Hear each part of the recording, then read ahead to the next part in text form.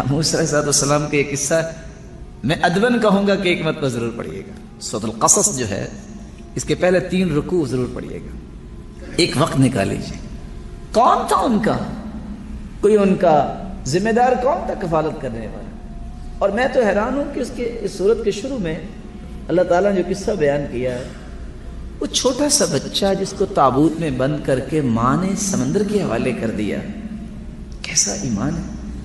وہ کیسے پانی میں تیرتا ہوا بند ہوا، کیسے اس کا دم گھٹ بھی نہیں ہوا، اور پھر کیسے چلتے چلتے دوبارہ ماں کے پاس ہی اللہ لے کے آئی ہیں، اور بہانے کیسے بنائے ہیں.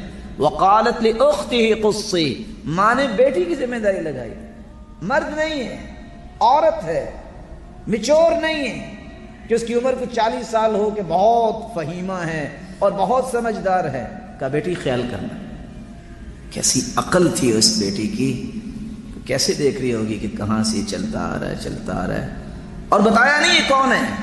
دیانتداری اس بچی میں دیکھیے. راز نہیں فاش کیا. پکڑا، اس کو دودھ پلانے کی کوشش کر، اس کا دودھ پلانے کی کوشش کر. کہتی ہے میں آپ کو بتاؤں نا ایک دودھ پلانے والی کا نام. اس کو بھی وہ بھی پلا کے دیکھے. اور وہ کون تھی؟ اسی بچی کی ماں تھی.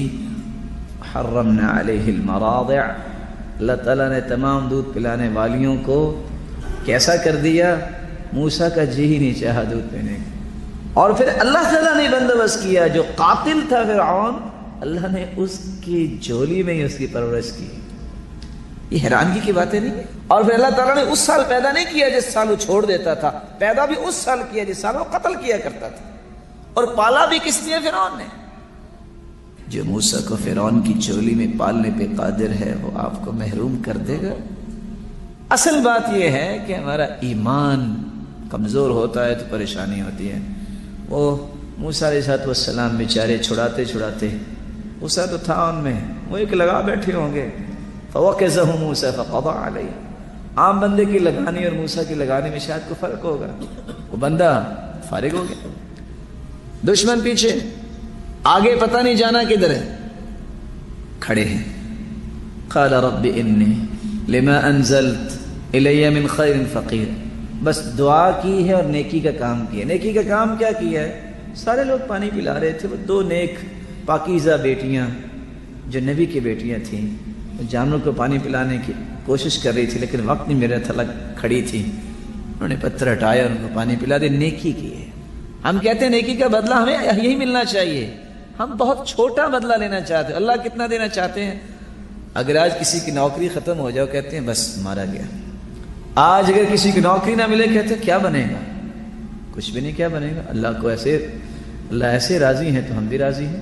اور یہ کیسے ہو سکتا ہے اللہ تعالیٰ کلب کو خنزیر کو کھلائے اور اپنے سامنے جھکنے والے کو محروم کرے؟ یہ کیسے ہو سکتا ہے؟ لیکن اس کا یقین چاہیے.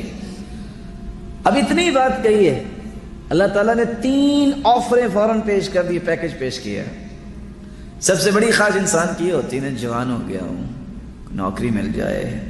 نوکری ملے گی تو پھر شادی ہوگی نا، شادی ہوگی تو پھر ہی کوئی کھانا پکے گا نا، کوئی پیسہ ہوگا تو گھر میں کوئی چولہا گرم ہوگا نا. وہی بیٹیاں آئیں کہ باپ بلا رہا ہے.